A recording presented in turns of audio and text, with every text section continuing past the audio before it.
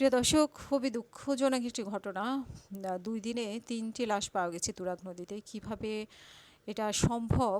এর আগে আমরা শুনেছি যে পুলিশের হেফাজতে মারা গেছে। তো এখন এগুলোকে আওয়ামী লীগ দাবি করছে তাদের। ছাত্রলীগ বলে বিভিন্ন প্রচারণা চালাচ্ছে। এখানে থানা থেকে যেটা বলা হয়েছে যে নিহতের পরিবারের সদস্যরা জানিয়েছেন ২২শে জুন পিকনিকের কথা বলে সুমন বাসা থেকে বের হয়। পরে তুরাগ নদে পাওয়া যায়, সে সাঁতার জানত না। পরিবারের সদস্যরা বিভিন্নভাবে খোঁজাখুঁজি করেছে এবং একটি লাশের কথা শুনেছে থানায়।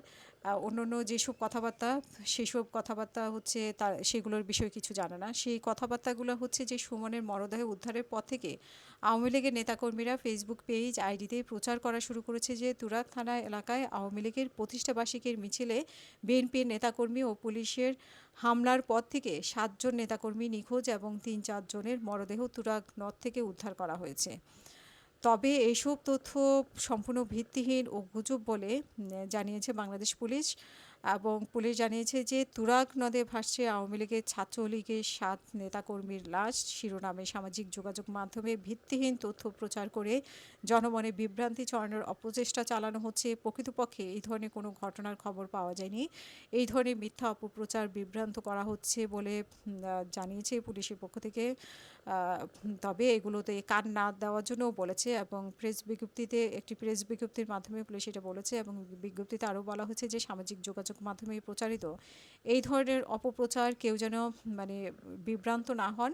একই সঙ্গে মিথ্যা তথ্য ছড়ানোর সঙ্গে জড়িতদের শনাক্ত করে তাদের বিরুদ্ধে আইনগত ব্যবস্থা নেবে এটা বলেছে। এবং তুরাগনগর, রূপনগর এবং দারুস-সালাম ও ঢাকা জেলা পুলিশের আশুলিয়া এলাকায় তুরাগ নদের আওতাধীন ফায়ার সার্ভিস, 2টি নৌ পুলিশ ফায়ার সার্ভিস ২৪ এবং ২৫ জুন সুমনসহ মোট 3টি লাশ উদ্ধার করেছে।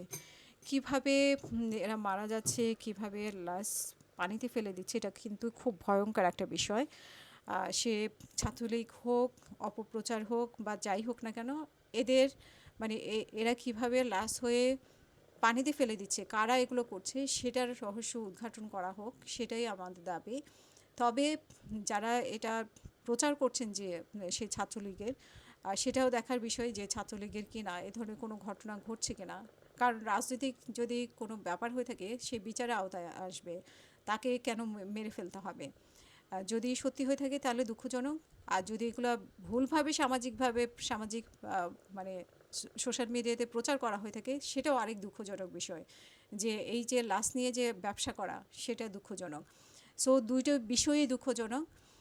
কারা এই কাজটা করছে সেটা যেমন দুঃখজনক, এবং যারা এগুলো যদি অপপ্রচার চালানো হয়ে থাকে সেটাও দুঃখজনক।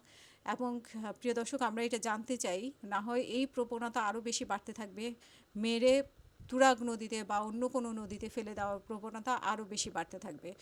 সো এই জিনিসটা যাতে ব্যাধি আকারে বাড়তে না পারে সেই জন্য পুলিশের সঠিক তদন্ত করে সেটা উদ্ধার করা উচিত। এবং হচ্ছে যে এটা রাজনীতি কোনো বিষয় কিনা সেটাও আমাদের জানা দরকার।